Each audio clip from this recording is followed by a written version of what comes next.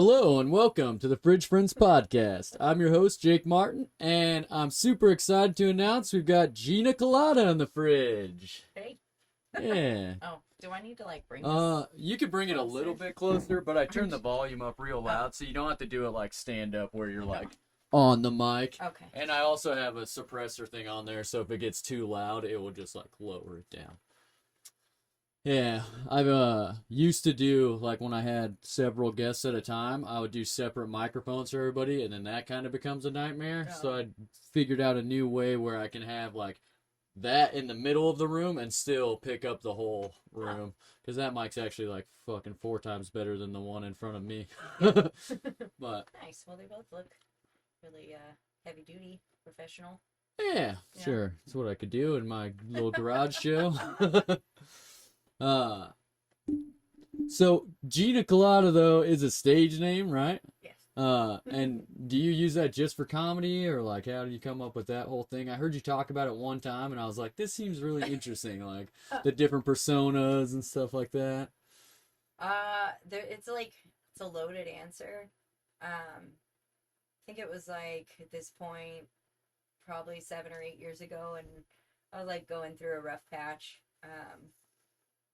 I was listening to a lot of NPR because I guess that's what you do when you're depressed. You listen to a lot of NPR, and so yeah, you just gotta keep that general mood going. Yeah, like my very entertainment's gonna be down. Yeah. Like so I'm like listening to whatever show is being played at the time, and they brought on this guest, and her name was Gina Colda, and on NPR.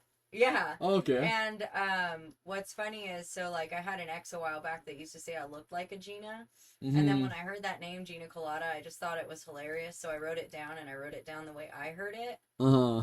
And I looked it up a few years later because I was like, who was that lady? So she's just left like a random impression on you, just the name. I had no idea what she did. And I guess she's like a science writer. Can't remember right now. Oh, but she used that as a pseudonym also. Dude, she's like, she is probably exactly what my parents would have loved me to be. Oh, yeah, you okay. know, like she's just super smart. She's got, she makes tons of money. She's successful. She's married. But her last name, it's she married into it, which I think is even funnier. Mm-hmm. But it's Turkish, so I think it's like is it Colda? Oh, that's her real name? Yeah, Culotta.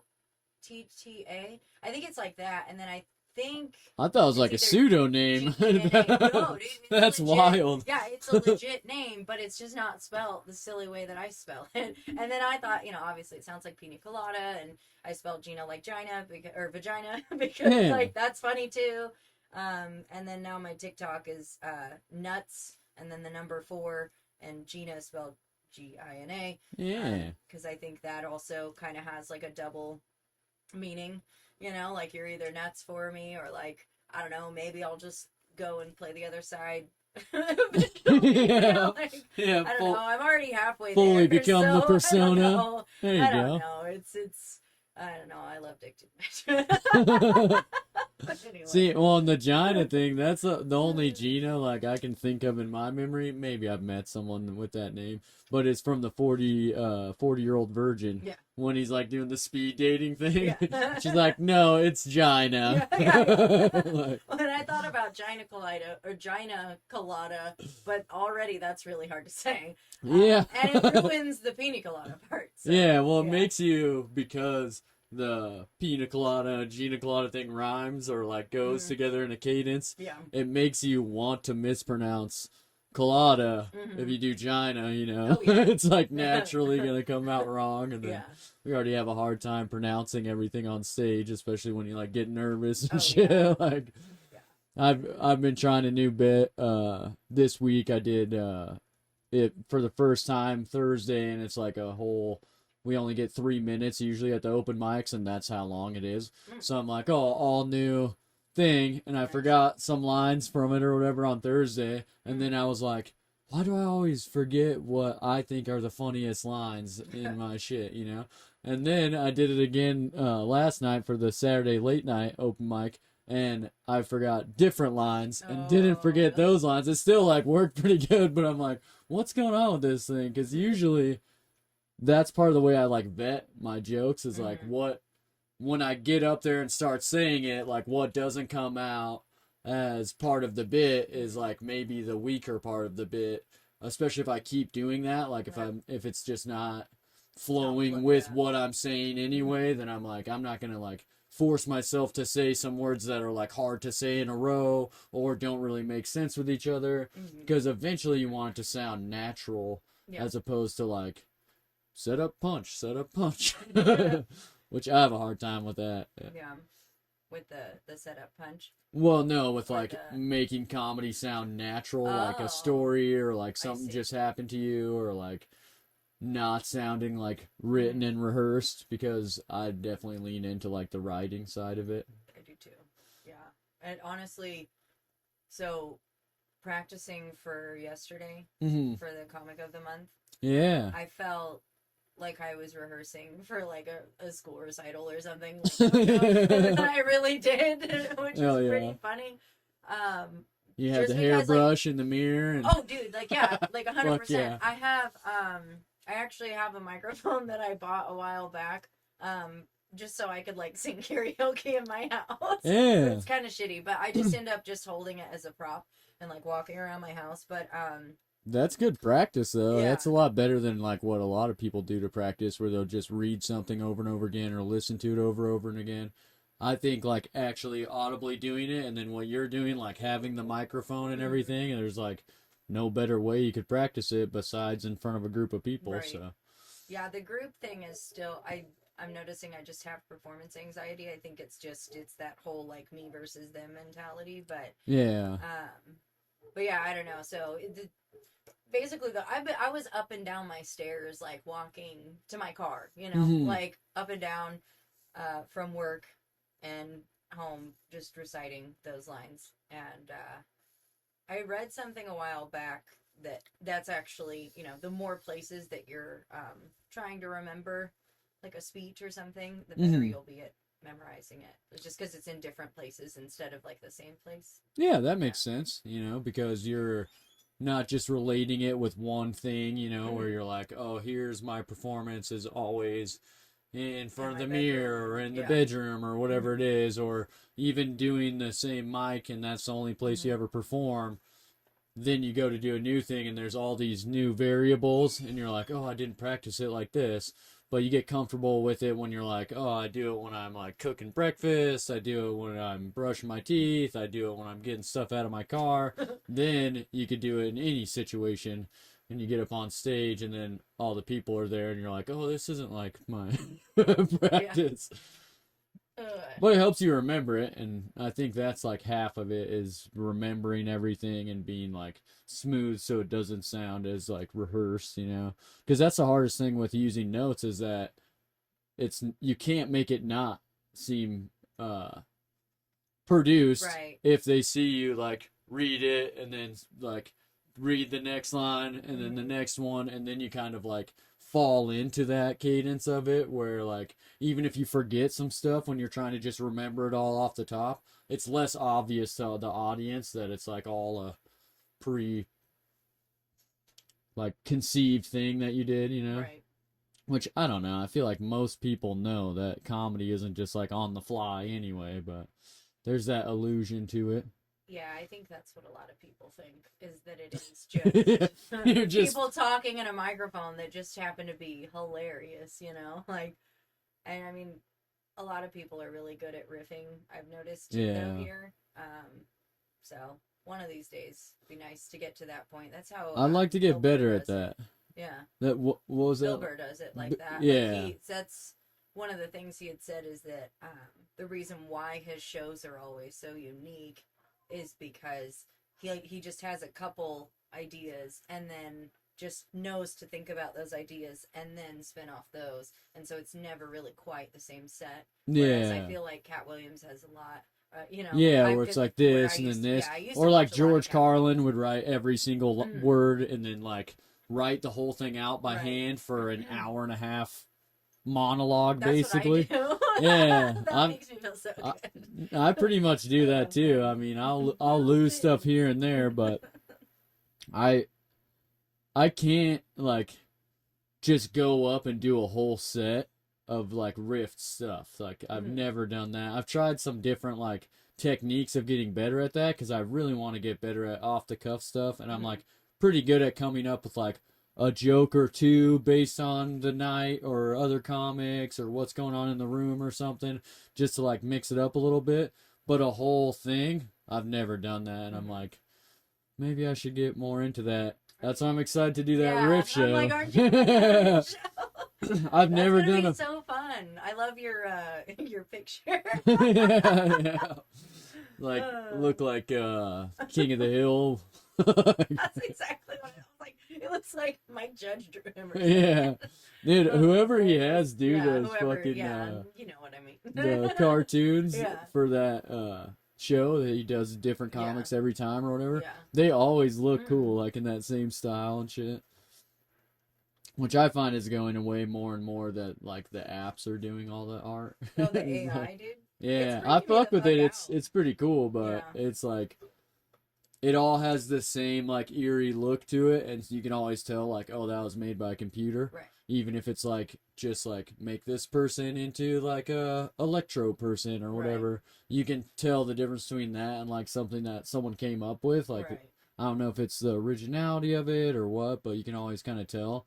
And then I feel like the more that's becoming popular, the more posters and graphics and stuff I see that are less like that riff one where it's like they're all in the same style, but that's because that's that guy's style, you know.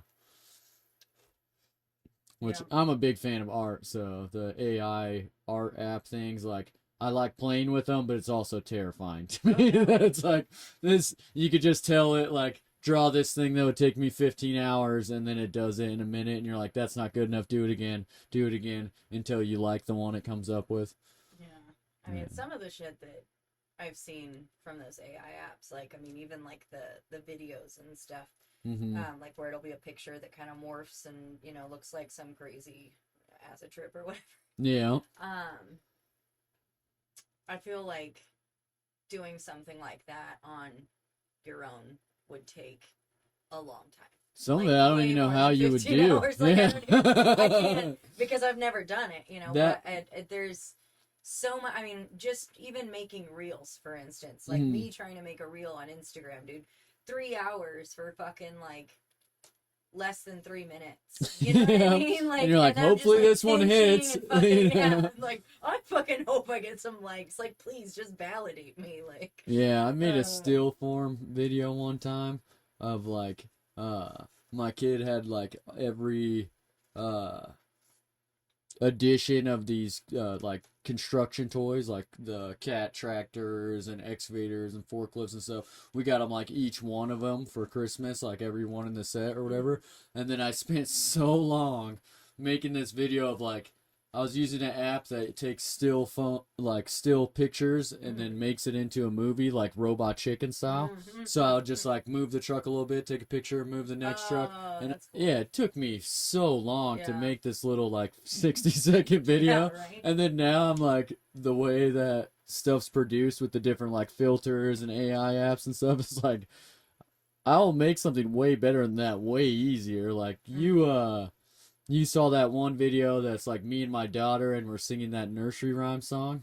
I think I saw that one. I'm trying to remember how long ago was it. It was pretty recently. It's like a split screen and it's like a little kid song. It's like the one that I commented on? Yeah, that was all AI.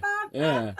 So like it's a still picture of her and a still picture of me, and then an app moves our mouse, does the fucking song to it and everything. It's super creepy. Yeah. Like that song, I'm sure is like an old nursery rhyme, but it's from one of her favorite shows, Coco Melon, which I think is like every little kid's favorite show. But the AI created us as like singing that whole song from pictures. Yeah. And I'm thinking back to like how I took 5,000 pictures to make a 30-second video of like trucks driving and like picking up a block and then like building this little house with it or whatever. Yeah, there's definitely changes coming with all that stuff. I'm not gonna lie, I'm fucking terrified, dude, because I've already consented to all this bullshit that I don't even know what I've consented to. And I think that's that's what drives me to be so fearful of the future, and that's honestly what drives me to really not want kids. I'm like, I love them so much. You don't like, want robot kids? Well, I don't want them to have to be slaves. I'm sorry. I'm just like, I'm so terrified that like it's gonna be classist. You know what I mean? And like, but it's severely. Well, all classist. technology kind of is in a way. No, yeah. but I mean, I just think like I think too far into where it's like slippery slope shit. But is it slippery slope? Because like if we look at history, you mean like whoever has the money will be able to like control technology in a way that cut like other people out. We're not going to become, you know, like somebody else's servant. Like it's kind of terrifying. I don't know. I think there's some of that evident just in today, you know. Well, yeah, like and I mean, obviously there's all kinds of, you know, there's sex trafficking. That's fucking terrifying too. But one I just mean with like apps that everyone's addicted to, and then you can kind of control like the way a person will think about something based on what you allow on the apps, and then what you like force down someone's feed and the algorithm and all that. Yeah. That stuff's creepy, and it's definitely like evident today. But I'd argue also that even like back before there was television and it was just radio, that programming was doing the same thing in a way, and then TV throughout time. Right. So it's just getting better and better, which is the weird part, you know. But people are getting better at using it too. Right. Which I think that's why this type of stuff is so popular. Oh, yeah. Like everyone's little own produced show, because they know there's not like, you know, like some big company in the background telling me like, hey, every so often pepper in that you love great Santianum green beans or whatever the fuck, you know, like try to get everyone buying our shit. Yeah, I mean, I'm sure, like I said, that's why it's a slippery slope mentality. It's probably mostly paranoia based, and, you know, partially based off 1984, and just, but at the same time, it's a lot of stuff from that book came true. Irrational fear. It's a rational, irrational fear. It all kind of depends on how you look at it, but I'm here until things start to really go downhill. Then I guess I'll figure something else out. Yeah. Are you like a off the grid type person where you're like, if shit gets wild, I'm just living in a cabin? Or off myself. I don't know. Hey, at least either way you're in control, you know, right? I'm somewhat of a realist, but also, like I said, I live in La La Land, clearly, so. Hey, but at least it's like a La La Land of your own making, and you're not just wearing VR goggles. And no, like... I can't. Honestly, so, it's funny you should say that. On the flip side, something nice that has come out of social media, because there's going to be a positive, right? So, it's not the only thing, but something that I've been plugged into recently, it's a local page called 208 Treasures, but I think it's like the coolest thing, because it's kind of like geocaching, but not. So you don't look up coordinates. What she does is she'll like post pictures of like the crystals and rocks and stuff, and say they're hidden somewhere, whether it be, you know, Julius Kleiner Park, or like Albertsons Park, or but like a vague location. Yeah, and she'll just like post pictures and then be like, okay, go find them, and it's like a little Easter egg hunt. Yeah, that's super cool. And, you know, whoever else is. I don't know who else is on social media. Yeah, and it kind of like gets people to do like a collective thing, you know. Yeah, that's pretty cool. I've been doing that, and so I've just been burning gas, and, you know. Do you find any cool crystals though? Yeah, I'm really pissed about this other one though. I was right on top of it, and I let this guy distract me, because I saw him looking for it, and I don't know. I froze. I'm pretty mad at myself for doing that. And so I feel like the lesson is just, you know, if you really want something, fucking go for it, because if not, somebody else is going to take it. Yeah. And he did. And, well, and you saw him looking for it, and then we're like, oh, I should stop looking for it? No, I was just like, oh, you're looking for it too, huh? And then he just kind of like was like, like he didn't really want to tell me. And I was like, oh, because I thought he was like a security guard, because he kind of had the hat and the. but I think he was just So you some look like guy most from people in work. Idaho. Yeah, exactly. And so I thought maybe he was like Park, you know. Yeah.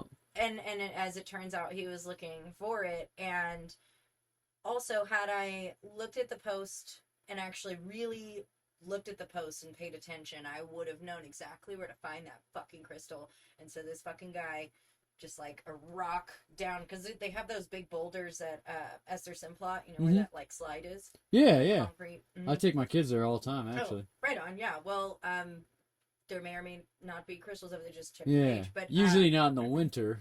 yeah, well, 'cause she it's just like a had it the stuff. other day. Yeah. But that's probably a good place to do that, Yeah. though, is in the winter. Because have you ever been to that place in the summertime? Oh, it's There's fantastic. fucking so many people there, Yeah. though. Yeah. I love it though. But Yeah, it's a lot of fun.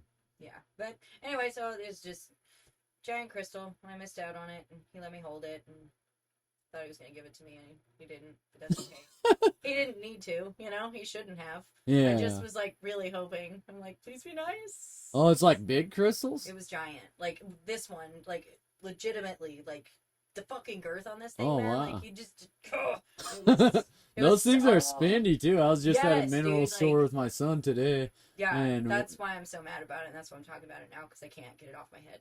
Yeah. Like, sorry. It could have been What? mine. Could have been mine. Yeah, it could have. Are you big It into should've. crystals and like gemstones and stuff like that? Yeah, not for any real particular reason. I just think they're pretty. You know. Yeah. Like raccoon energy. Yeah. Like, oh, shiny. Yeah. Thank you. That's like spot on. Hell yeah. Yeah. Raccoon, crow. You know. Yeah. Yeah. There you go. I like to collect stuff too, as you can see all the Yeah, no, random I was stuff actually- behind you. I was digging all this. Just trinkets. Oh man. Yeah. I like turtles. Yeah. I like turtles. We're here with Jonathan the zombie. My friend used to have that as her ringtone from that fucking. So good. I love that kid. But yeah, this is fun too. Yeah, I made that. It's right on. Sorry, I didn't mean to like. yeah, it's like a chemical respirator, so Yeah. you can't get gas in your lungs. Yeah. And then I decided that probably goes best with a V for Vendetta I would mask. say so. You know. Yeah, That way you can look cool and not die from gas mask. definitely. Do Or you have your gas. hat and your cape too? No. Oh, No. Yeah. I also don't have one of those sweet rapiers, but one day. Yeah. Like, fair enough. I love that movie though. Yeah, no, it's a great amazing. Yeah, it made me want to start a revolution, but all I know how to do is get stoned and eat, so that's what I did. Yeah, I like how it touches on so many different things, and Yeah. like that guy's backstory is like the whole being a captive, like tortured Mhm. person, and all Yeah. that is like that shit's happening all the time to Mhm. people, especially in like the foster care system Yeah. and like different like juvenile correctional facilities. Like no one can really check on those kids. Yeah. And the people that work there know that, and then a lot of times those kids, even if they had someone to talk to, they're not going to believe them. Right. So the idea that eventually you become such a tortured person that you're like, I'm just going to burn this whole shit down. Mhm. Like that's super romanticized in my mind, you know. Yeah, that's fucking rough, dude. Like you were talking about kiddos and stuff. Like, was the Trials of Gabriel Fernandez? Was it Fernandez or her? Fernandez? I'm not sure. I watched it a while back, but I think it's still on Netflix. And So docu-series or something. Yeah, and it's fucking. It's just heartbreaking. What was to his see thing? He how was a our killer, or No, it's this little boy. Spoiler alert! I'm just gonna tell you the story. yeah, I don't think I'm familiar with it. So. Yeah, it's fucking. It's just heartbreaking, dude, and it just goes to show that like the system is overloaded, like Yeah. because they just have their work cut out for them, you know, and they don't get paid enough, and it's fucking bullshit. Like I thought about going to school to be a social worker, legitimately, knowing that. The kind of shit that they have to deal with. I'm like, I'm gonna get so fucking wrecked, dude. Like, Hey, don't well, wanna that's turn a good call before you went to school for it. My mother-in-law did that same thing. She went to school, like to college, to become a social worker. Mhm. And then when she was in her last year of her degree, you do an internship Yeah. where, like, you're shadowing people and seeing their everyday thing. Mhm. Between that and some other, like, personal life experience that she had that same year of, like, the health and welfare system and like basically like what it's all about and what they actually are able to do versus what they're supposed to be doing, and then what happens to a lot of those kids and stuff, made her not want to do that career at all Yeah. before she ever even started. But she already did, 3 years of college after she got a degree. She like changed to do that, Yeah. did that for 3 years, and then was like, I don't want to do this because I'll be stuck with all these kids that I want to help and can't help, and around all these people that are just collecting a paycheck when they should be helping. And well, that's why I didn't go to school to be a teacher either. And I'm gonna look this name up real quick because yeah, I'd be interested it to see is. it too. It's like a life story. Yeah, May 24th, 2013. He was in Palmdale, California. And the thing is, dude, like this kiddo, he just was just not in the right family. Like that's all he did. He didn't do anything, But if I remember right, it was like the mom had a boyfriend or something, and then her and the boyfriend just abused this poor child and like had him in a fucking box like his whole fucking life. Oh wow. And the sister remembers it. I think they like talk about it too, and it's just But they the like whole fucking kept thing. him like captive. Dude, yeah, like, and then he would go to school. So the only time he was out was at school, and he would always come with like mysterious bruises and like blah, blah, and they would send CPS. Is it still CPS? Okay, because Yeah. I'm like, I don't know, what out here when everybody was like CPS, I'm like, what Child Protective Services? And that's the what is CPS out here again? I think it's the same thing, Child Protective No, Services. I thought there was another CPS. All right, it doesn't matter. I don't know. ADD. That's who took me when I was a kid. Well, right, and that's how I've always known as Child Protective Services. But I thought there was like CPS Energy or something out here. Maybe, I don't know. No, I don't know what I'm thinking. Luckily, in my adult life, I've never had any Yeah, like yeah, that's good. type Yeah. of involvement with that. So if they've evolved into a new entity, like just keep that shit out away from me. I don't even remember that. That's my ADD kicking in, dude. I'm gonna try to get on meds for that shit so I can actually stay focused. But okay, moral of the story though, it proves how fucked our system is because, it's like they should have taken away long before, but they didn't, and then he died because he was in their care. Yeah. And we want people to continuously have babies when they don't want to. It's fucked up. Like, yeah, that's terrible. But yeah. Well, and there's a lot more of that goes on than people realize too. Right. And like you're saying, they don't have the resources to deal with it. Yeah. But then the other like fucked up thing is that they get overran with kids that don't necessarily need to be in that care, or that are like a ward of the state because they've been getting in trouble or whatever, and like they probably just need like a mentor or someone in their life they could talk to, counselors, whatever, to like put them back on the right track. And they're so busy trying to deal with all of that, type of shit, that there's kids that get locked in a box for half their life until they die young, and that's fucking... Wow, this took a dark turn. I was about to start talking about more, and I was like, you know what? That's enough shit for one day, man. Sorry, this is my brain. Like, welcome to the fucking show. You're an empathetic person, so stuff like that sticks with you, like, where you're like, I can't believe that would happen to him. Like animals and kids, dude. Like, I read that book, A Child Called It. Have you read that before? It's a similar story. Well, I mean, he wasn't like locked in a box, but he was like tortured by his mom.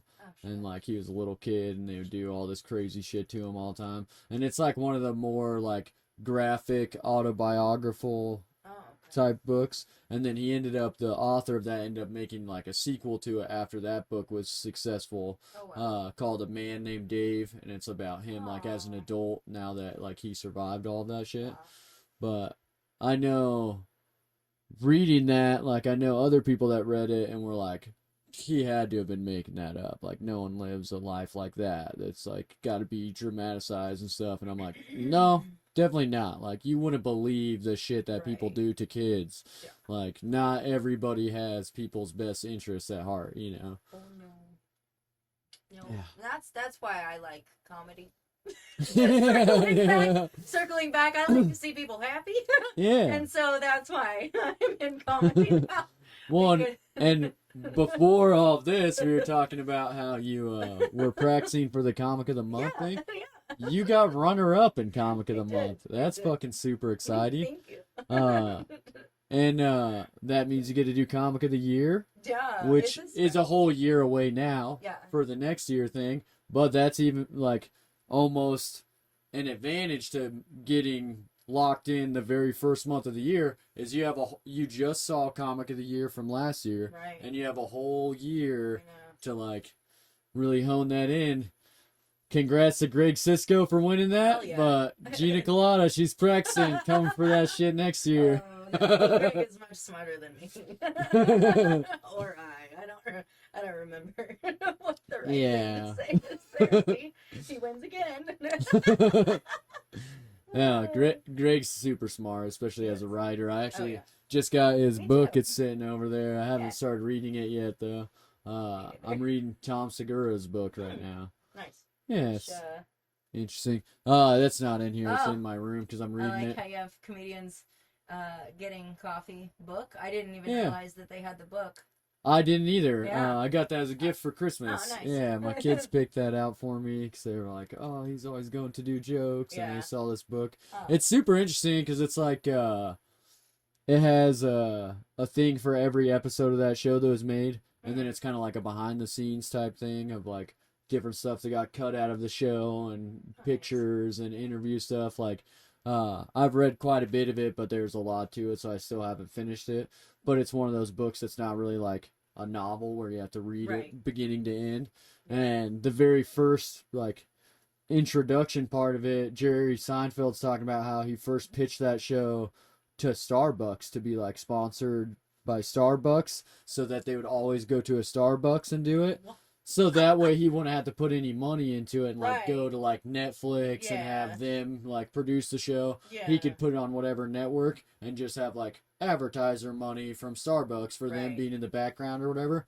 And they're like, we don't really see where Starbucks fits into this show, Jerry. You don't and see he's where like, coffee fits into he's like, we get coffee and talk. That's the show. And they're like, we don't really see how Starbucks could be a part of that. Like, okay. Oh, people, It's the best because it was like so successful as a show. And looking back on it, you're like, yeah, good move, Starbucks. Like, sorry, I was looking for my vape pen. I have my dugout. Am I? Yeah. Do you? No. Or no? Do you need to plug it in? Just you want to hit it? Yeah, go ahead. Yeah, I don't know. Yeah, I used to smoke cigarettes on this side of the garage and everything else too. Well, it smells nice. Sorry, I have these ear candles in here because I was like, I don't know what we're gonna do. So you thought we would take wax out of each other's ears? Hell yeah! On this episode. Well, I've never had anybody to do it with me. So. I actually don't know how that works, but I've heard it feels amazing. So that's what I've heard too, and I've heard it's like stress relieving. Which reminds me, I went to that pod today too. That was fucking weird. Have you ever been in one of those? The float pods or like an immersion tank or whatever, sensory deprivation tank. Oh god, I wish it was more like that. Because I definitely was like feeling the walls. But okay. It's basically she said it's got 1,000 pounds, 1,000 pounds of salt. Does that make sense? She said a lot of salt, whatever it was. I just remember it was up there, and I was like, you're like submerged in salt. Seeing that much because it's salt water, so it's a salt water, and it's a pod. Here, I can show you a picture. And you just it like looks float like a in giant toilet or a giant litter box. Okay. Yeah, I think that's what it is. Is like somewhat of a sensory deprivation. I mean, if you could feel the walls, it's obviously not like completely like that, but I know salt makes you more like buoyant, so then you don't have to like try to float, so you're just like chilling in the water. Yeah. And like the cool thing about that, because I wanted to be able to really just like stretch out and relax. Mm-hmm. And so you can do that, but one of the first things that I fucked up was I got in and I forgot to put in the earplugs. Wow. So then I had to get out, and I got the earplugs, and then, you know, they're all wet, and I just jam them in my ear and get back in. And the thing is, like, dark on the inside, you know, like, Yeah. there's a light in there if you want to use it, but essentially you're supposed to do it in the dark. Yeah, so you can't see, hear, Mhm. or like feel anything. Kind of, but you can still hear. That's why it's unfortunate. I really thought it was going to be more like a sensory deprivation tank, because that's what I truly think I need. Like, I need to be like SpongeBob when he's in that space where he's all alone. I needed that. I always wanted to try one of those. Yeah, I just wish it was deeper, and I wish there were like it was bigger, so that way I'm not bumping, because I was bumping the walls, and so every time I'd start to feel really weightless, like I was floating, I would then like bump into a wall, or like, I swear to God, dude, I almost felt like I was a kid again, because do you ever remember like going to sleep and then it would be dark and you'd wake up and you would just think something was right here? Mm-hmm. You know, like how, what is it, Darkness Falls? Yeah. Have you seen that movie? Yeah. The Tooth Fairy? And well, like, now I've had sleep paralysis before, so shit. like that's like I've like terrifying. woke up mentally and then physically not been able to wake up and feel like something's like holding you down. Because you're just that shit's fucking terrifying. Like, yeah, no, I can't even imagine. Yeah, unfortunately, it's happened to me a lot of times. It happened to me less than a month ago too. Oh, yeah. Were you was your wife there to help at least, or? Oh well, I mean, you realize what's good. Like this time I was sleeping in the bed and she was in there with me. But you realize what's going on. Yeah, not the couch this time, right? But you realize what's going on. But just like you can't get up, you can't like say anything either. It's like you're caught halfway between dreaming and being awake. So whatever your struggle is like in that other place, like the astral plane or like the dream world or whatever, however you want to see that. And then your physical body, you're very aware of, but can't do anything with it at all. So it's like after the fact, I'm like, hey, this fucking shit happened to me. I definitely can't go back to bed. I'm like fucking super anxious and like covered in sweat and all this. And it's like, I don't know. It's weird because it's not like a nightmare where you're like dreaming of like crazy shit or whatever. It's just like as if you were gonna wake up any other time, and then you wake up and you're like, I can't move, I can't do anything, and then you have like that feeling of something right on top of you, you know. Whereas like what you're talking about, you imagine something's like right there. Like this feels like something is right there, like on you or something, and it's fucking weird as shit. It's just like a weight on your chest. That's terrifying, dude. It happened to me before, for like even just like falling asleep in school. You know how you like sleep with your head down? Yeah. I had that happen to me in like a class before, where like I was very aware that I was asleep, and also aware that I was in a class asleep, and was like, just lift your head up, just do it, like you can do it, and like couldn't do it, and was like freaking out about it, and then eventually you like actually wake up, and then you're just like, oh, what's going on? And everyone's like, what is wrong with this person? And you're like, oh, nothing, I just you know, weird like demonic naps, whatever the fuck. Let's go to math class. It just reminds me of little Nicky when he's like snoring. Oh, when the fuck dog yeah. is snoring, is it the dog that's snoring? And Yeah, whenever he snores, he has like no, that's little Nicky. It is little Nicky that snores like the demon. I don't know. I just love that movie so much. It's one of my favorites. Yeah, because when he's sleeping in that park, there's like a crackhead tries to steal his flask thing or whatever, and he's like, gets all scared of his like. So good. I think maybe everyone has that, and it'd be a lot easier if you could just snore it out. Yeah. Know? Yeah. But as far as like the overall experience of that bath thing, would you do it again? Would you recommend it, or it's kind of a dud? Well, when she asked my feedback, I told her, and then she kept just trying to like, I don't know, say that.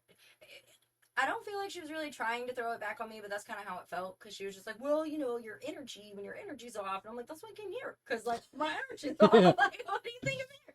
But no, like she gave me a free one on the house because like, and I wasn't bitchy about it at all. I just was like, you know, it just wasn't really what I expected, but you know, I'll have to do some more research. Maybe I can find like a true sensory deprivation tank, because like that's what I fucking need. I need to just feel like I'm not here. Yeah, that makes sense. Yeah, but yeah, so overall, I give it 3.5 to 4, you know, stars. Out of 10. Yeah, and it also oh, out of 10. You're like, yeah. You know, It's like probably solid out of mid. 5. Well, only because like it did feel like it did something for my nervous system. I will say Okay. that. But there were just the smell. That's what I really wanted to mention. Mm-hmm. I think I now realize why football players used to smell so goddamn nasty. I think it's all the fucking Gatorade because like that fucking salt water, dude, like Smelled bad. horrid, dude. Like the only other time I've smelled That that doesn't is like sound from pleasant at all. no, it wasn't. You're It was locked like in I that wanted fucking stink aromatherapy tank. like salt, you know what Yeah. I mean? I get that like it will taint, I guess, the delicate system that is, but I don't it just know. wasn't, the smell was like what got me. I was so distracted by the smell. And then I'm trying to take these deep breaths to get relaxed, and all I can think of is fucking 7th grade, the boys coming out of the locker room. You know what I mean? And I'm just like, like, this is disgusting. Yeah, that sounds nasty as And shit. then I was also thinking, has anybody ever sharted in here? Because that would be super embarrassing. Like, how often do they change this water? Oh, I think every time. Yeah. Yeah, and then they have to clean it up, and that's another thing. Oh, I don't have my other boots on today. I was wearing my snow boots earlier, and I didn't realize until she had said it, but she was talking about how they have to clean up the rooms, and like she's like, I just don't get what people do in there because there's just salt everywhere, and I'm like, I'm like, my room's Like, probably I got gonna be in and out. There's I was fucking like, salt oh, everywhere. like, Fuck yeah. I wasn't thinking, and like on my snowshoes even, there's like white streaks because of it's just so heavily concentrated because like she said, it's like 1,000 or whatever pound, of salt because you have to be able to be it's like enough, so it's it's mostly like salt the Dead and then Sea more whatever, salt in the right? water. Yeah. That's super interesting. Yeah. I think it's the Dead Sea, right? That's the one where you're most buoyant. Yeah. There's also like the Great Salt Lake I know is like super yeah. buoyant, and then the Dead Sea though I thought was like dried up. Oh yeah. Like, I mean, I'm sure you float, but there's no fucking water. I never said I was smart. Yeah. At one time, it was probably very floaty. I've heard a theory that people think. That already felt so wrong when I said it. I was like, the Dead Sea? Yeah. There's clues in the name. Well, I know. I heard a theory that people think that's where Jesus did the walking on water thing. Yeah. And because there's so much. All it is salt now. It's like the salt flats, basically. Right. But at the time, it had water in it. So it would have been a crazy amount of buoyancy to that water. So you get some like real nice like balsa wood sandals, and you just basically snowshoeing across it was their idea. I think Red Sea. There it is. That's why. That's the saltiest is the Red Sea. It rhymes. That's why you thought of the Dead Sea, not the salt. Yeah. But do you do like a lot of meditation type stuff then, or? I've been trying to, especially when my dog got diagnosed with heart failure. I started going down the path of like stoicism, or more just kind of trying, not so much being a devout, stoic or whatever, but just I started watching a lot of this program. It's called After School, SKOOL. I don't know if you've seen it. It's really cool. It's done so well. Like, whoever does it, they have illustrations that accompany, just people of history that are worth listening to and hearing from. And, it's like animated? Yeah, but that's cool. It's like drawings. Like George Carlin actually has, like there's a video for him, and then there's one that talks about Nietzsche, and on that one, because I've always really enjoyed Nietzsche's philosophy and stuff, like that was always what I seemed to gravitate to and what resonated with me. Not everything, obviously, because I'm not a one way or the other full sin. Yeah. But, I'm really not like that myself either. You got to be able to see both sides. But well, I think there's so much wisdom to so many different aspects of stuff. Like, I love stoicism, especially like Marcus Aurelius and like the quotes that come out of that type of stuff is some of the like most profound wisdom you could get. But I would never be like, they know better than like Siddhartha, who came up with the eightfold path of enlightenment and is considered the Buddha. Like, he's obviously got some wisdom there too. Right. Or like Definitely. any other religion, obviously there's reasons why hundreds of thousands, if not millions of people think this one person was like the wisest or whatever. Is because there's some fruit on the tree, but there's also a whole orchard. Yeah. Yeah. Well, and like, you know, just being a free thinker and you know, making connections and taking accountability. I mean, that's all a part of it, you know, and having the courage to move forward and persevere, and you know, it's a lot of empowering stuff. Yeah. And it was something I needed so badly at the time, and I still do, you know. But one of the quotes that came up was "Amor fati," and I actually have that like tattooed. Oh, what does it mean? It means love your fate. Okay. Yeah, and it's the story is that you know, Nietzsche coined it, but at the same time, it is a Stoic thing. So yeah. So he made the phrase popular, but the idea of it is from much more ancient wisdom. Yeah, if I believe, because I know memento mori is, you know, but anyway, so it brought me a lot of comfort in a time of, you know, uncertainty and something that I've never had happen to me before. I've never had an animal that's, you know, terminal, you know, like under my care.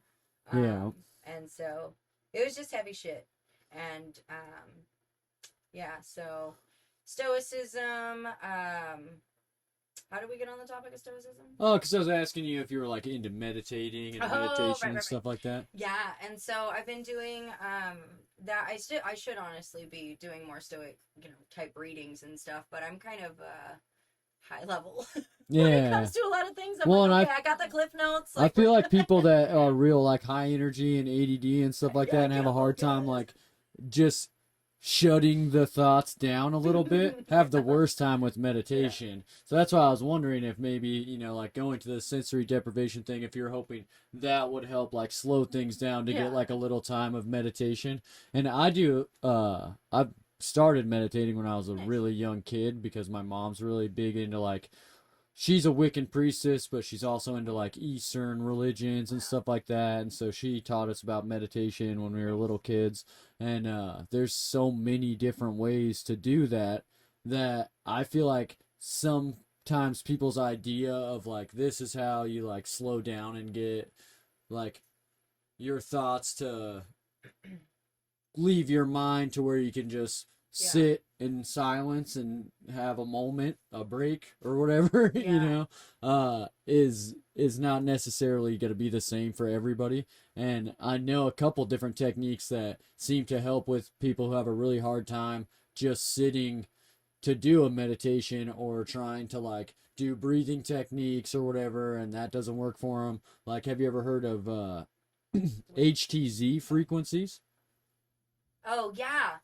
Isn't it 764? There's lots of different ones. But that's the one that's like grounding for the heart or something. I don't know. I was listening to a lot of hang drum music at one point, and like a lot of music integrates HTZ frequencies into them because the idea behind it is it actually comes from crystals, like crystal bowls. Have you ever seen those before? The singing bowls? Yeah. Or sometimes they're made of brass where you like, you like hit them and then it like run the thing around it and it makes a certain sound. So that's what the basis of like the idea of HTZ frequency is.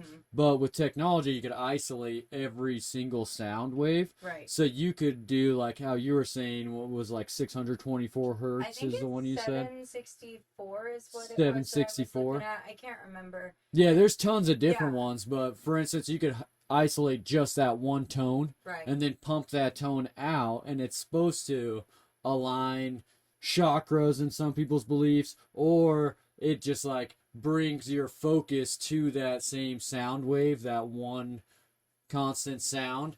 And why people use it in music a lot is because different HTZ frequencies make your body feel different ways.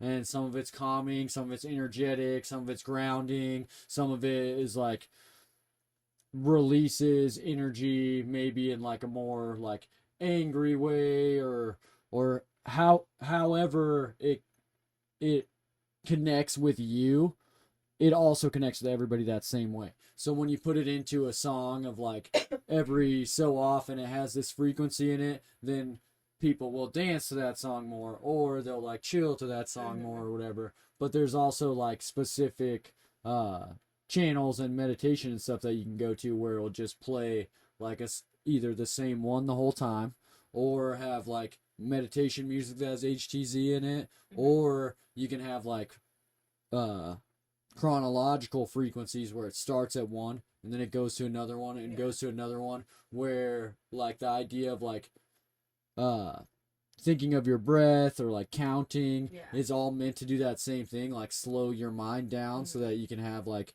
a moment without all the million thoughts that are always in your head. And a lot of people can't do that, so supposedly the sound will like help you to do that, even if you're getting distracted of like when you start focusing on your breath and then you start thinking about the guy who cut you off in traffic, or you know what's going to happen tomorrow, or what happened yesterday, or it just kind of does that for you to where eventually you get to that point, even if you're not able to like try it yourself, you know. Yeah, I think HTC, isn't that just hurts? Yeah. Okay. Yeah. When you were talking about isolating it and stuff, like my fucking ADHD brain, see, this is why I'm like, I'm gonna get me some Adderall, but I'm only gonna take it when I really fucking need it, because this shit's funny. Like, I was just thinking about, you've seen those videos with those girls, like, sitting in a car and, like, the fucking bass, like, makes them... Oh, you know, yeah. And so, it's just like super heavy bass. well, it's like you can tell that they just fucking creamed in their pants, you know? You're just like, oh my god, no way!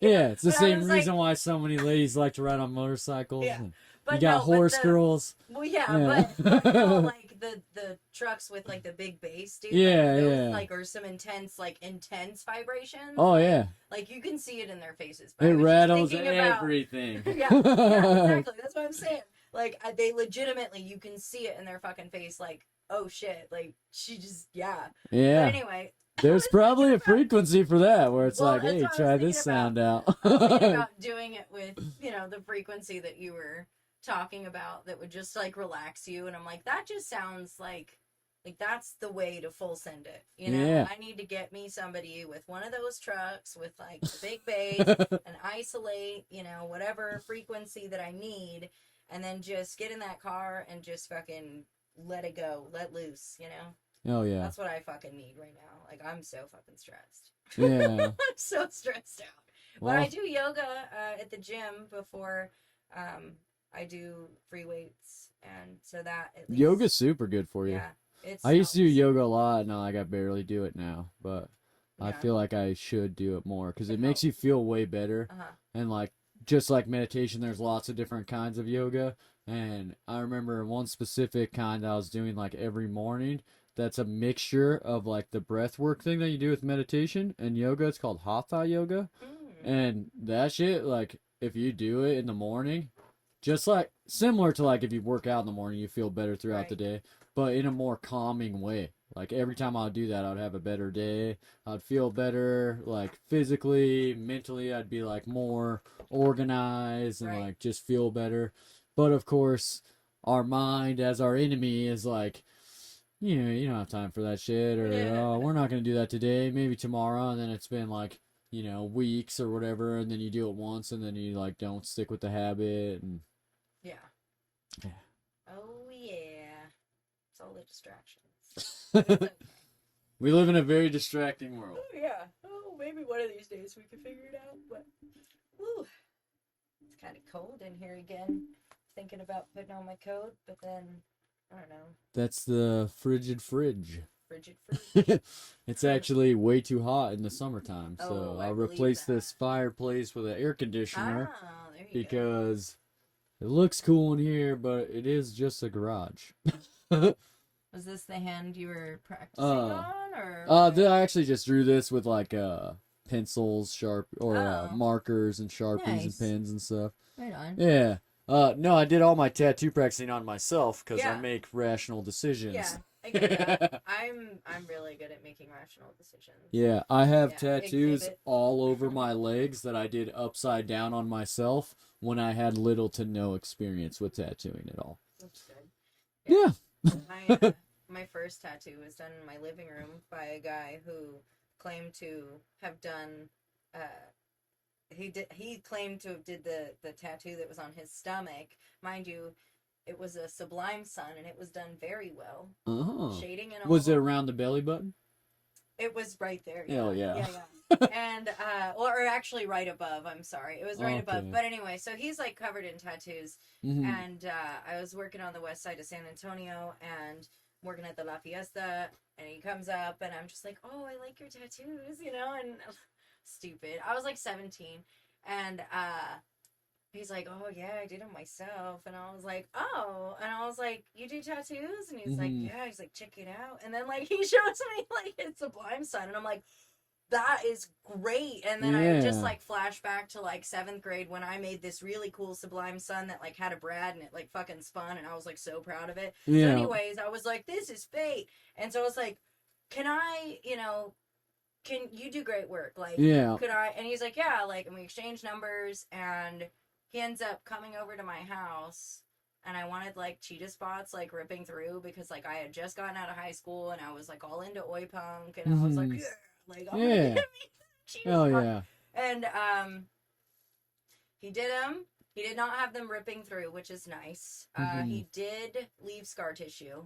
So I have now like a scarred set of spots underneath my koi fish. They just now have become koi spots, and that's not even a koi. It's super hard to tattoo over scarred tattoos. Yeah. Especially if it's like keloid scarring. Oh, and a lot of people who don't know what they're doing with tattooing scar the fuck out of people. Like I was talking about doing my own tattoos when I didn't know how to do it. Yeah.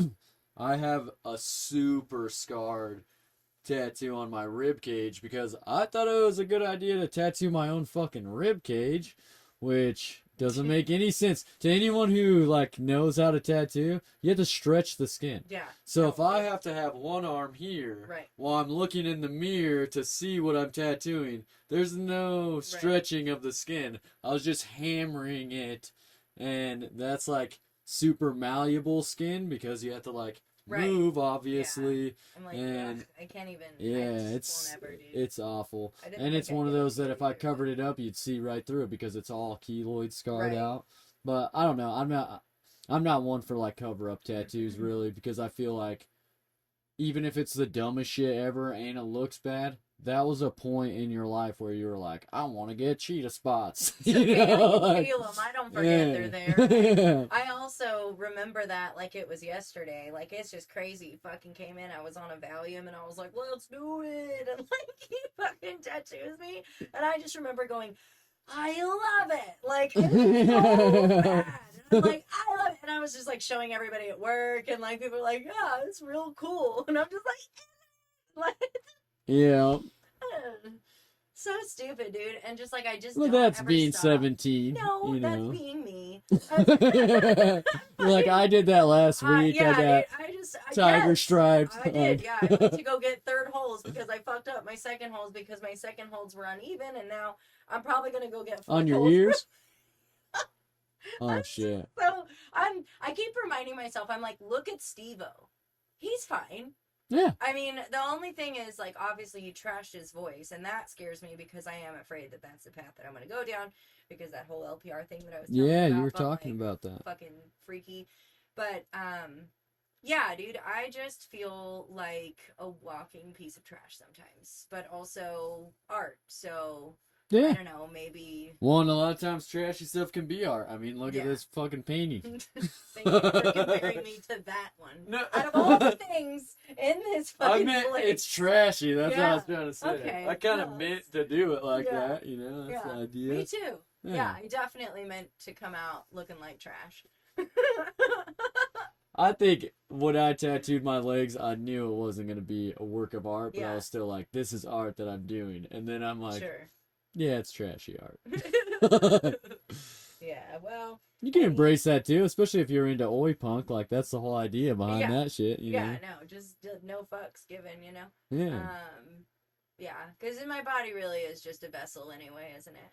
Yeah. Like Well, and it that's all why I have to shows the keep going. different experiences that Right? you've been No, through, you know? exactly. Yeah, like Yeah. I am adventurous. I am spontaneous. Also impulsive. I'm not one to judge. I have a bullet hole tattooed on the side of my temple. Yeah, I'll just. If you really need to hide it, you can just grow some hair, But Yeah, to an extent. I mean, why I got that tattooed there is because I can't grow hair on that one spot of my head. no. It's a scar. Yeah. Oh, no. So, like, right now, my hair's long, so you can't really see it Oh. unless I move it. But that spot always has no hair. So I can grow my hair really long and have, like, a comb over it, But when I'm an old man and I have, like, no hair, like, luckily that hasn't happened yet, but I know happens to most people. So eventually, I'll just be like 85 walking around with that in full vision no matter what. Or I could get Gold Chain's hair. Have you seen that guy? Are you talking about 2 Chainz or Gold? No, there's a guy who has his whole hair is gold chains. Oh. Yeah. He has it implanted in his head where it's just like hundreds of little chains and they hang down. Gotcha. It kind of reminds me of something from like an old like 90s horror movie, like Hellraiser, except he thinks that's like a style. Yeah. Yeah, that's fair. At Hellraiser, I have a little box that kind of reminds me of that little cube. It's cool. I should have brought it. Fuck. It's really cool. I don't even remember what it's called. But it reminds you of the Hellraiser cube? Yeah, because it pops out and you can turn it into all different shapes, and it's really fun on psychedelics. Oh, hell yeah. Yeah, psychedelics are really fun too. I agree. I let the show go on like however long you want to, but don't feel like you have to like keep doing it. We've been on for an hour, and a lot of shows are about that length. Oh, okay. So we can talk as long as you want, though. Sure. I'm also not saying like this is the end of the show because I just try to do it like conversational style. Yeah. But I do always want to give people a chance to make sure they tell all the listeners like their social media, where they can follow you at, and then if you have like upcoming stuff. We already talked a little about like the comic of the year, but if you have any like things planned coming up or planned. I don't plan anything. I just do it. Yeah. It's a good way to live. I really do. I fucking went to the hot springs the other day just because I woke up at 5 a.m. and was like, dude, it's my day off. Now is the time. That sounds awesome. Yeah, it's an impromptu trip. Dude, I got it for 40 minutes by myself before people showed up, and it was dark when I got in. Hell yeah. Did you go out to the Oregon ones or up? Oregon. Okay. Yeah, those are pretty make cool. A little pit stop after, Oh yeah. Have you ever checked out the hot springs up like past Idaho City? There's a bunch of different ones. Like there's the Atlanta hot springs. There's Pine, Idaho. Yeah. They have Pine Flats? Is that one? Or Pine? Maybe. Okay. There's a town called Pine that's like if you go towards Mountain Home, about halfway out there, then you take a left and you go like way up in the mountains.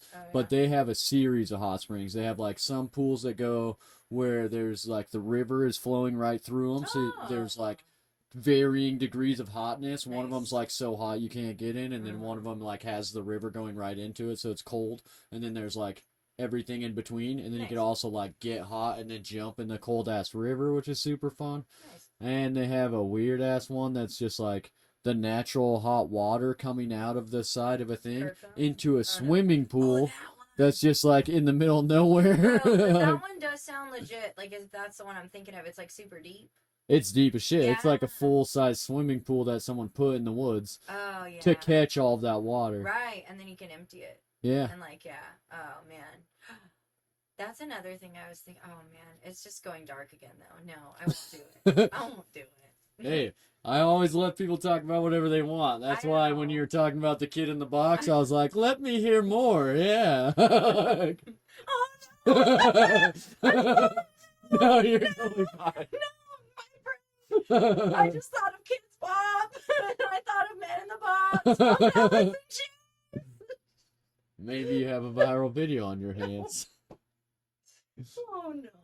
Oh, that's dark comedy is fun too. I know. That's my favorite jokes. It's just like some people. It it's not, it's just so frustrating, you know, because, like, I'm just trying to have a good time while I'm alive, man. And, like, fucking shitty things happen to good people. Shitty things happen to shitty people. And, like, once it's over and done with, dude, like, unless there is something that we can do, you know, we still can't change what happened, right? We can only change what's going to happen, or try to change what's going to happen. And I don't know. Sometimes I feel like our focus is always on the wrong thing.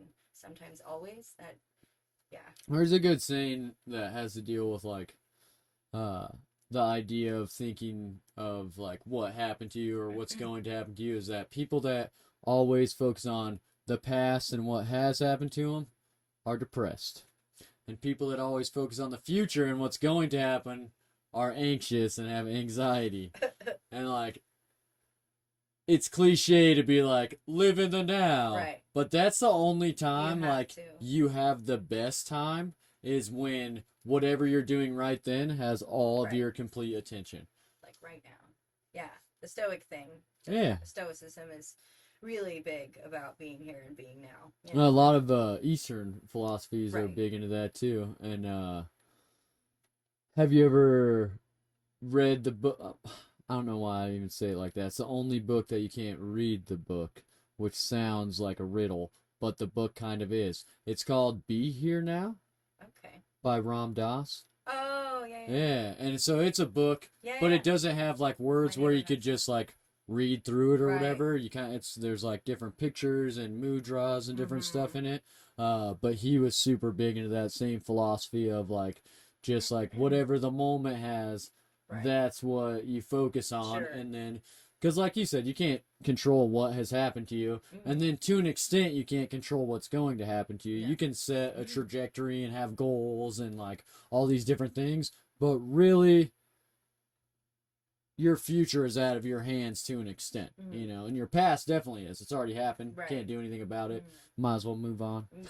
Exactly. No, it's yeah, it's kind of crazy how much thinking too much in the future or too much in the past can really screw you up and then fuck your future.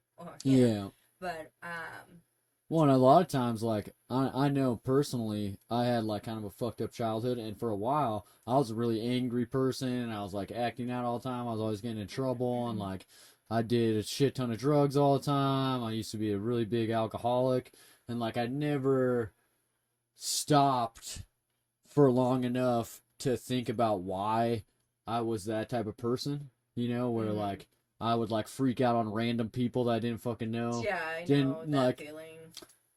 You feel bad afterwards, dude, even, like, if that moment you're like, yeah, fuck that guy or whatever. Like, you feel bad afterwards. A McDonald's employee doesn't deserve that. Yeah, like, nobody does, especially a McDonald's employee.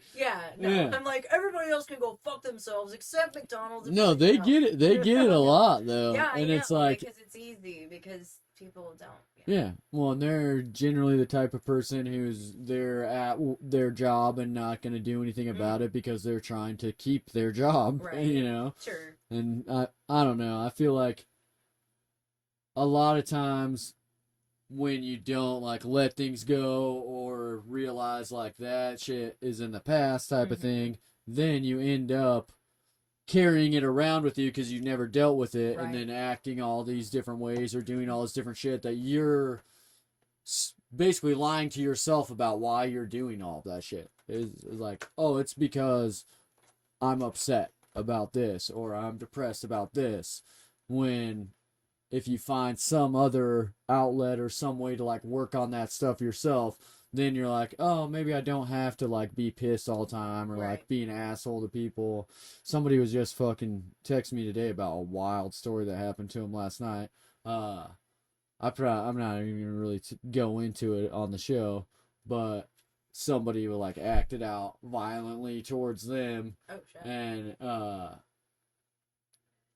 that same, like, situation has happened more than one time with the person, and I'm like, well, they're probably just in a space where they're pissed about something or sad about something, and so, like, every day they're doing shit which is like, no, I don't give no fucks or whatever is their mindset, and then not realizing, like, until much later oh, I kind of fucked up here, or I shouldn't be that person, or treating people that Yeah. way, you know? Yeah, it's sometimes hard to step away and look at yourself from a different point of view, because it's easy to focus on what hurts. Hmm. Well, So, it's easy to like just get into a cycle of things too, right. because the world doesn't stop at all, you Right. know? Yeah. And if there's no way for you to figure out how to stop yourself Hmm. and look at it, then you just keep going, and shit snowballs on you, and the hard stuff is the easiest to ignore. So then you act like nothing's going on with it, and then next Right. thing you know, you got all this crazy shit going on, and you're like, why is my life so crazy? Yeah. It's rough. Here we go. I'm so sorry. I don't know. There's just so much going on in the world right now. And then I had a coworker start talking to me about CERN, the CERN machine, and I don't know Hmm. much about it, but from what I've read, it sure as hell sounds like something like out of a science fiction novel. Or Yeah. I don't know. It's Well, just so CERN's a wild. real thing, Yeah, no. but there's a lot of like conspiracy Right. theories as to what they use that That's for, the and that part like, too that's been uh, like, I'm like, what is this? I don't know. But yeah, like scientists control the yeah. weather. Like Yeah. that's a big Well, fucking I've been hearing. theory with the CERN thing, Right. and it's like I feel like a lot of that is people not fully Right. understanding Oh, shit, I don't understand but this. I'm like, what is this? I will also give credit to ever since they started particle collider experiments, the Mm-hmm. world has been awfully fucking strange. And it's gotten crazier and crazier and Right. crazier. I don't know if everyone feels that way, More like like every idiocracy. generation or whatever, Yeah. but I know like our lifetime has been wild as shit, Yeah. especially from like 2008 on out, Mm-hmm. or maybe even earlier than that, because if you think about like 9/11 and Yeah. all the like Mm-hmm. crazy shit with that. And, Right. Yeah, I think 2000 is about where things started to just kind of tilt and shift. yeah. And then, yeah, 2011. And yeah, just, it kind of feels like we're like ants in a little ant farm and someone just shook us up and now we're just like, we're here still, but everything's a mess. Like, how do we Yeah. fix it? That's I one of don't my know. favorite quotes is this like story about an experiment of ants. Have you heard of this? The ants in the jar, like the red ants. Yeah, and go on. Yeah, so there's I'm there's like, like my ADD doesn't let me remember they it, but I put like remember they it. put like fire ants and bullet ants Yeah. in a jar together, and they're just fine. Like they hang out with each other. They're Mm-hmm. cool, no Mm-hmm. big deal. And then when Mm-hmm. they shake up the jar, Mm-hmm. both of the ants Right. think the other ants are Attacking. responsible, and then they Right. just fight each other Yeah. until there's no ants left in the Right. jar. And then the whole idea of that experiment and the like story behind it is like you have to sometimes stop and think what's shaking the jar. Exactly. The government. It's stupid. It's so stupid, dude. I hate, like, my growing up, because like my dad is not my biological father, but like he came into the picture and gave me his name, so adopted me legally and whatever, but like Mm-hmm. he's that kind of guy that like, well, I pulled myself up by the bootstraps, like anybody else can do it too. And he's the kind of person that would blame a person for their situation, regardless of what obstacles they faced, because Yeah. he grew up in the project, so therefore he did it. And he found a way to Yeah. be successful Right. even though he had bad odds against him in a shitty environment. Right. So everyone should be able to do that. Yeah, which is like, it's the whole fucking goldfish should be able to climb a tree too, and it's like, no, like, Yeah. that's people are all different, I mean, for a reason. Yeah, Because definitely. we all can help each other, but yeah. Well, and if you look at any family, whether you came from like a bad situation or a picture perfect situation, especially if there's multiple siblings, every member of that family is going to turn out to be dramatically different than each Right. other. So there's no, because you grow up in the projects, you're destined to nothingness, Right. or you're destined to success because you can pull yourself up from your bootstraps. Yeah, which there's is there's fucked a up, mix like, of both in every type of situation, yeah. But what would piss me off though is that he was never looking at the government, because he's that kind of person with that mentality that he's just like, oh, you know, like, those people shouldn't be begging on the streets. Well, like, I had to get on Medicaid, and like Medicaid, you have to be under a certain bracket. Yeah. And so, you know, there are certain people. Well, who the that fuck can handle... afford medical insurance? Exactly. Like, especially when your job doesn't offer it, you know? And most so jobs don't, or right. they offer it at like such a high rate Yeah. that's not even worth it. Like the medical plan at my job that I have right now is almost as much money as they pay us. I'm like, who's... Yeah. You just work just to go to the doctor? That's what this job is? Like, yeah, dude, it's just nuts. Like, but yeah, so like the point I was trying to make, I got too high. We were talking about poor and basically the government. The government, right? Because they just make it so hard for us, you know, like all of us, and it's just so unfair.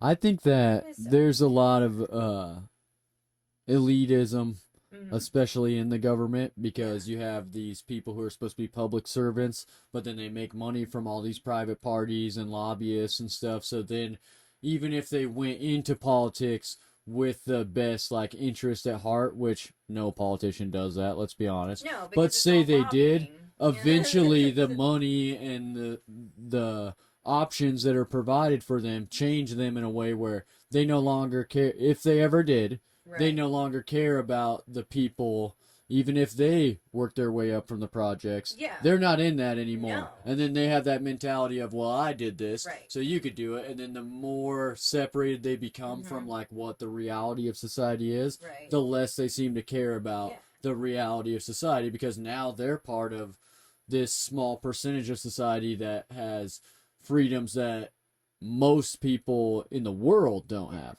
They can probably afford their own float tank too. Yeah. Whole fucking silo. That's what I want. If I was ever like super rich, I'd just like get a silo. Yeah. Joe Rogan has one of those. That's where I found out about the sensory deprivation tanks. Is because I don't know about like in Austin, but early on the podcast when he had it in LA, he used to have people like go in that shit sometimes. Like, oh hey, try out the tank and do some fucking DMT, and then we'll drop you in there or whatever. And then it was like a big. It looks like one of those like artificial wombs from the Matrix movies, you know, where like you're suspended in there and you can't hear or see anything, and like I don't know. I've always thought that idea would be. That. Oh, okay. Sorry. It's tall, like taller than a Oh, person, nice. and then you'll like be upright in it as opposed to laying down, and then you're like suspended, so there's no way you could touch the sides or like the bottom or the top. You're like underwater, so there's some type of like breathing apparatus that you just don't touch or anything, and it like, or maybe it has just your chin above water. I'm not sure. It seems kind of eerie, but also like peaceful, super peaceful. 100%. I'm like willing to try most anything once, so. Yeah? Yeah. Well, that's how you get a lot of good experiences. And a lot of stories for comedy. Yeah. I'm big into trying lots of stuff too. I've experimented with like all different types of, I mean, aside from just psychedelics and shit, I've tried just about everything. A lot of it came from back when I was just like trying to get fucked up all the time, partying, and didn't really care about anything. So I'm like, sure, I'll do heroin. Why not? Move. You know, like fucking whatever. But I didn't move, dude. That's fucking weird. Yeah, sorry. sure I'm you like, didn't. no judgment. Sure you didn't. I didn't. No, that's one of those things that it's the whole putting the toilet paper up there. I'm like, that's not where that goes. But like, isn't that where toilet paper goes though? So, anyway. Toilet paper goes there. It was invented for that.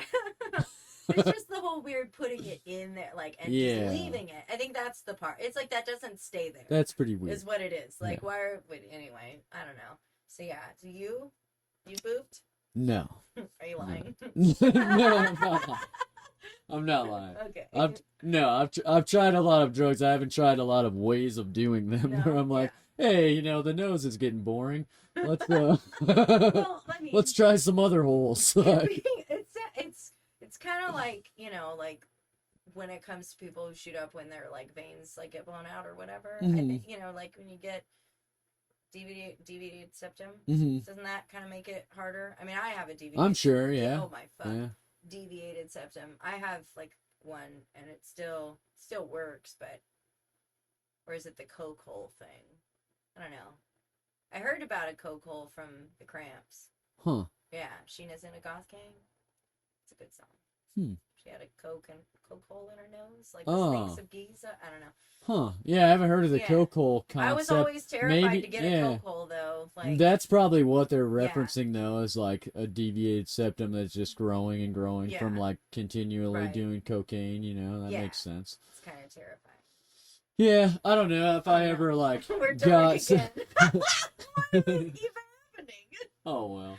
Oh no. I don't know if I ever got like super into anything long enough to where it would like cause something like that. Yeah. But I've definitely been open to like, how does this make me feel? What is this experience going to be like? Which is a dangerous thing for people that have like an addictive personality. Luckily though, I always had like this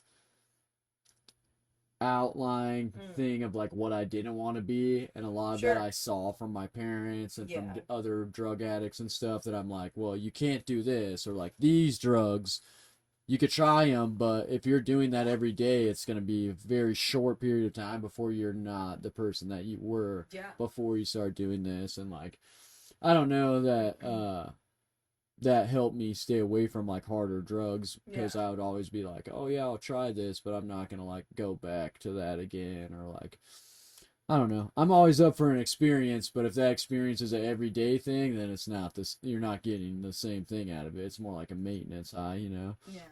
Which is my favorite thing about psychedelics, is because you can't do that shit every day. Right. Like maybe microdosing, sure, but if you're eating like a lot of acid or a lot of shrooms, or like, have you ever done DMT before? I actually did it for the first time like a few months ago. It's funny how sometimes just being at Mulligan's at the right time, man. You know, like. Was it a pin one? It was in a pipe. I think, oh, okay, hell yeah. Right. All I know is like he would just be like, okay. He just kept saying okay, and then I just remember being like, like just like fucking gone. Yeah. You know, and like them just smiling, and it was just like a different dimension, like, but like the same, but I don't know, just more edges. Yeah. Like, yeah, but, and more depth, more saturation. I don't know. The reason I brought that up is because like that in particular, but other psychedelics also, you don't have a desire the next day to be like, oh, I need some DMT. No, you know, I need you're like, I got what I wanted from that, yeah, you know. No, and then it can be like a long time before you're like, oh, maybe I want to try that again, because it's more of like an experience thing as opposed to like a dependency, which a lot of like other drugs, especially chemical compounds, will give you like a immediate dependency on them, where you're like, oh, I had this great experience, but you're not chasing that experience. Right. You're chasing like the endorphins that it gives you from doing that drug. Like vaping. Yeah, that's true. I'm back into vaping again, dude. That's stupid. At least you're not smoking cigarettes. I struggle with that shit. I've been vaping a lot recently because I'm like trying not to smoke cigarettes as much. And in the past, I've done that to like not smoke cigarettes, and I have to like be weary of situations where I'm just like, I can just like sit in my bed and vape. I would never do that with a cigarette, you know, or just like continually hit it until it dies, or like just do it because you're bored or whatever. Like, cigarettes are worse for you than vaping. But I feel like that you also have like a commitment to like, once the cigarette's over, then I'm done smoking it. Whereas like this shit, I've had this in my hand for the last hour, and then just fucking hit it whenever. Like, maybe I'll do the same thing, like, chain smoking, but as we talk about it, I'm like, well, like blueberries. So that sounds tasty. Does this? I need to really exchange this out. What, your slide whistle? Broken. What do you mean? Do you hear that? See, it's not because I can't. I mean, I think I would still be slower than Tyson trying to play You'll Be in My Heart. No, My Heart Will Go On. Titanic by Celine Dion. But at the same time, like right now, I have a huge disadvantage because that's what's happening, and then that's what's happening. What about the middle? That's a little better. Huh. And that's okay. Still works pretty good. Yeah. But not for what I want. I want to be able to play real, songs. Real slide whistle shit.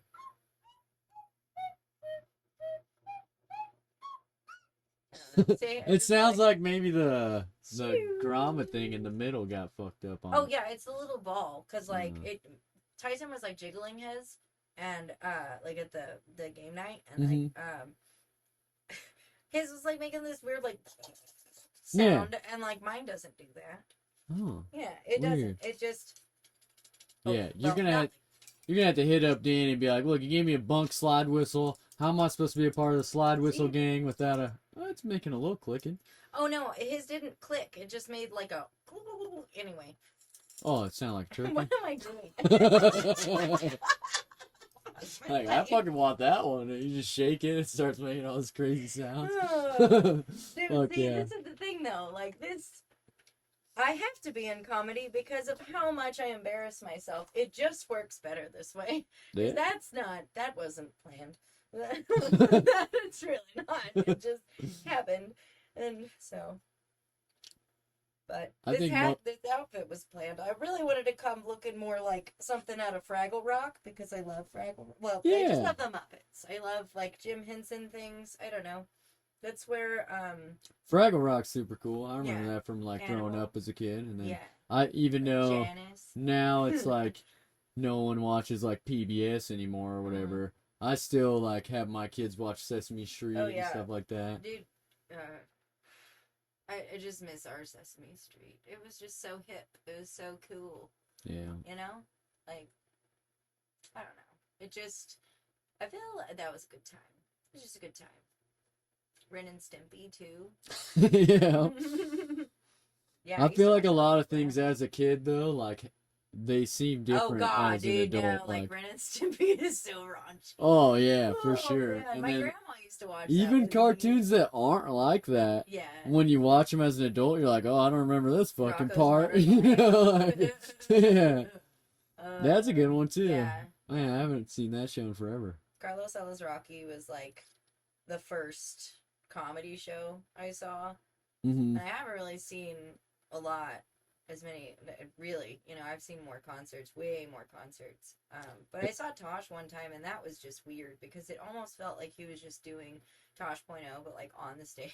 And oh, really? I don't know. It was just one of those things. I like just moved here, and I was like, oh, fuck it, it's Boise. When do they ever have shit? Yeah. So let's just go. Yeah, you're like the one thing to do. I'll go do that. I don't know, Oh, yeah. Yeah, but I love Daniel Tosh, but I've never seen him live, so no. Yeah, I mean, I always like enjoyed the show because his bits were pretty funny, and then at one point it just kind of turned, and then I don't know what happened. It just I'm a big fan of his stand up, and I like I listen to his specials and shit. And I remember one time I had a construction job where it was like this big college housing complex that's right by the river at BSU. The commercial company I worked for built that whole thing, and then the windows that they had another company install failed. Like a couple years later, all of them were leaking because they installed them like the wrong way and flashed them the wrong way and shit. And then it's a stucco building, so you can't just take stucco. The windows out. Yeah, it's stucco in there. But so we had to come back as our job when people are living in every room of the building and take these like lifts, basket lifts, and go up to their window and then take a grinder and cut the window out of their house and take it off and then like reflash the whole thing and put them back in.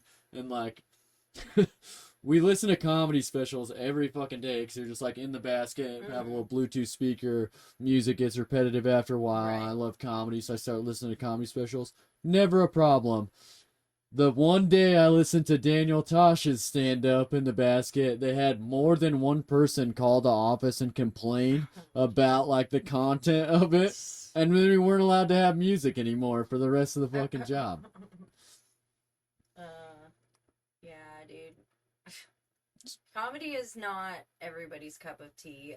And, yeah, that's one thing I'm finding just because the more comfortable I get, like, in the comedy scene, the more that I seem to just be more open about doing it to people, because I'm always like Yeah. with strangers I'm always a little quirky, but Hmm. now I'm just straight up like just trying anything and everything. Like I like fake like slammed a burger the other day at Culver's, like just because like it just I was just in that mode, you know what I Yeah. mean? Because I like my burger was messed up, and so I just came back and I was like, hey, like it was supposed to have no cheese, and like this one has cheese.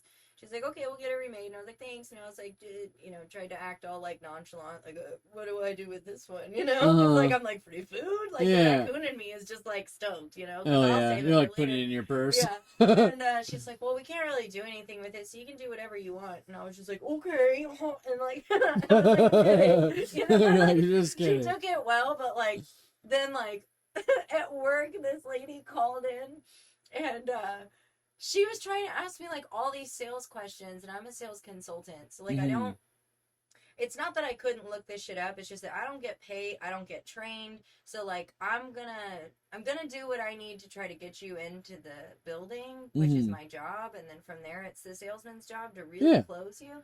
But like she was trying to ask me all these questions, and I basically tried to say, hey, well, like we're really more just like the people that help out. We're kind of like elves, like Santa's elves. Because like when I first said we're kind of like elves, then she like didn't say anything, and I was like, like Santa's elves, and she was like, and I'm like, oh no, You're like, I'm oh fuck. bombing. I'm bombing with my customer. She didn't think it was funny, and these are all recorded calls, and I just don't give any fucks. Like everything, it's like the Big Brother is around the dealership at all times. Yeah. Now, granted, like is everybody listening at all times? No, but they could probably tune in and tune out whenever they please, and watch videos and hear shit, and it's just crazy how I am just getting even more crass at work. Because comedy's so much more fun. Oh well, yeah, no, 100%. I have the opposite problem a lot of the time, where people will find out I do comedy, and then they'll be like this one construction company I worked for. I don't like tell people a lot that like aren't involved in comedy, like, oh hey, I do comedy. You want to come to my show? Oh You no, know? yeah. But, I'm like, please don't. yeah. Like, it'd be better if you don't. But it ends up like happening and shit. Yeah. And like I worked at this construction company, and this fucking these two guys found out that I did comedy. I think from like like one of them friended me on Facebook, and then sees all the shit I post or whatever. And then he's talking to another guy about it, and he's like, "This guy does comedy. It's never fucking made me laugh once." I'm like, dude, I'm supposed to be like your boss. Like, what am I gonna just be like making jokes at you Right. all fucking day? Like, if I'm not serious, you won't take me serious. And he's like, "Yep, see, that's not funny." I'm like, fuck me, right? And then recently, I had a bunch of work friends from the restaurant that I was working at come to a comedy show that you came to. Yeah, yeah. And that's like a completely different dynamic, Mhm. because they all are like had a really good time, and they're like comedy fans and Right. stuff. But that job, people found out I did comedy like right away, Yeah. because I think it like came up when I was TikTokers. talking to one of the managers Oh. or something, and then she just told everyone about it. So like the second or third day I came into work, everyone started asking me questions about it, which ended up being cool, because a Yeah. lot of them like come to the shows, and it's like a cool thing.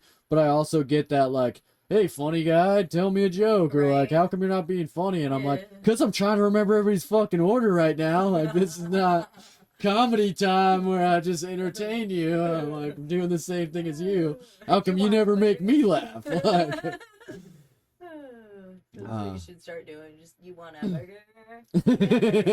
You want some free fries? I make jokes to the customers sometimes, but my like stand up is a lot of the dark stuff we were circling back to, Yeah. and I'm definitely not trying to do some shit that's like not the work environment at the work environment, because I don't know, I need money, I have kids. Right, yeah. I just again am impulsive and don't think about those things until after the fact. Like right now, I'm just like, dude, like I know I do well there, but at the same time, Like, I feel more, I don't know if I'm really a liability. I mean, like, a lot of people do. We've got this one guy who's, like, a rapper outside of work, you know, and, like, Mm-hmm. his songs, he talks about, like, smoking weed. So, like, this is fine, right? Yeah. Like, as long as I'm not, like, at work, right? Or Yeah. something. I don't I know. don't know. That's I'm not the line incriminating between like myself your one way or the personal other. I'm, like, life and your trying. professional life's getting less and less because of like social media and all of Sure, that. yeah. But We're just happy you're here. yeah, yeah. Well, and Thank I you for feel showing up. yeah, and I feel like you can kind of be like, look, dude, like if you don't like my rap songs about smoking weed or my jokes or Yeah. whatever, then don't fucking listen to it. Like Right. I'm not playing it at your dealership, Yeah. you know. Right. But Yeah. maybe they don't see it that way. Yeah. I don't know. I'm I just feel like. like with finger tattoos, they should know. Like, this guy's gonna fucking act up eventually. Right? Oh man. Well, we could probably wrap up Yeah. the show if you Yeah, want yeah. to. Like I was trying to say earlier, though, we kind of got sidetracked a little bit. Tell everyone where they can follow you and your social media and stuff Oh. like that. You don't have to if you don't want to, but if people want to know more about Yeah. Gina Colada, where can they follow you, see your content, and see upcoming shows you post and stuff like that? Oh, I should probably do that on my TikTok then. Because, Yeah. the TikTok is that. Well, you can plug as many as you want. Yeah. Nuts, the number 4, GINA. And that's TikTok? Yeah, that's the TikTok. Hell yeah. The Facebook, I'm still working on changing the name. I gotta wait. I'm like, it's a 60-day thing. Oh, okay. But yeah, it'll be Gina Colada on Okay. Facebook eventually, so. Yeah, I'm Yeah. one of those people who I started doing comedy and I just kept my same Facebook page. Yeah. So I put all my dick jokes on the same page that my grandma reads. Right? Which is Yeah. fun, you That's- know. And then people are also always like following me for just comedy, and then it's like, here's my kid's birthday Right. party. Yeah. I hope you like that. Yeah, You that's know? what I'm like, I don't know, like right now, like my Instagram is mostly people that I like know, and then like comics, because like I feel at least like I'm like, yeah, like those are people that I'll let in. I don't know, it's Yeah. weird. I'm weird about Instagram. The social I'm just like, media if I don't thing's know weird you, in dude, general, like, you know. I don't know why. I'm just like, I'd at least like to have met you and really feel like I kind of know you more than just like, oh, okay, like I've never seen you before. Sure, confirm. Yeah. But yeah, I don't have any of my family really on social media. I used to have my mom, and then she just kept like kind of just acting like that jealous girlfriend, like just any and all posts just has to make a comment just to make Commenting sure weird that shit. it's Dude, like, I've yeah, had like, some thanks for weird following experiences with my grandma commenting on Yeah. shit where I'm like, whoa, grandma. Yeah. Or like one of my friends will like lay into her in the comments. I'm like, bro, that's my fucking grandmother.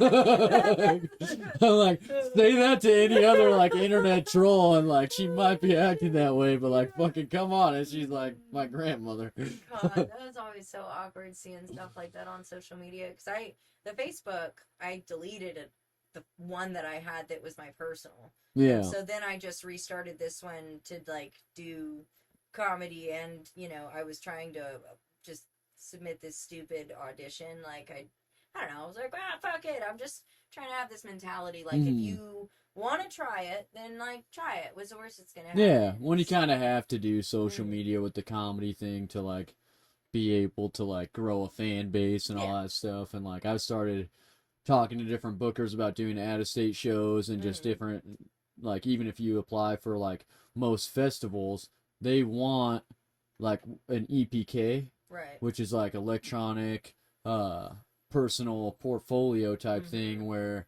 or I guess it's electronic press kit is the acronym. But it's like, where can we find your headshots? Where can we see some of your jokes? Where can we see some of your work or whatever that you've gone on? And so if you have nothing, even if you're hilarious, they're going to be like, we don't know that, you know? So one way that I started doing it so that you don't have to like share all your material is you can do a YouTube channel and then not make any of the videos public. So I have a YouTube channel that I put just only stand-up on. It's Jake Martin Comedy. And then only a couple of the videos on there can everybody see. The rest of them are locked. And then if I submit it to somebody, I could just share the link. Like, say I have like a 15-minute video on there. I'm not having everyone see that all the time because I'm working on those jokes. Right. And I don't want to ruin the show if you're going to come see me do that same 15 minutes or whatever, and it's on the internet for free, that kind of thing. But also, if I'm trying to show someone my work so that they can book me on a show, I don't care what, like, they need to see it in order to book me on the show. So I just send them the link to that video, and then they're the only one who can watch it. So that's a pretty cool way to do it. I forget who I learned that from, but I've been trying to navigate the whole like separating the entertainment thing from just like my regular personal stuff, but still trying to grow it. And then with the podcast and everything, like I have to try to like get more people to watch the show in different ways. So I have TikTok, Instagram, Twitter, Facebook, all of this shit. And then every day I'm just like, I don't want to do any of them, but if I don't do them, then who's going to find out about the wonderful Fridge Friends podcast? It is pretty wonderful. It's like that. I just think of like that song from Everclear. Wonderful, wonderful. Hell yeah. Well, so follow 4 Nuts or Nuts for Gina on TikTok. And then from there, you can find different social media eventually. You got some name changes coming and stuff. And then we'll probably have her back on the show sometime. I'd love to have her. And as always, if you have any questions, comments on the show, email me at fridgefriendspodcast@gmail.com. If you want to see all my social medias that I was just bringing up and then see like upcoming shows and stuff, go to jakeamartin.com. Thank you guys for listening. Make sure you subscribe. I always get way more listeners than subscribers. Don't be lazy. Log into that shit and subscribe. It's a free, easy way to help me out. And then when the next guest comes on the show, when I make my cute little shorts, you'll be the first to know. Thank you guys for listening. Sound like I was going to say something else. I thought you were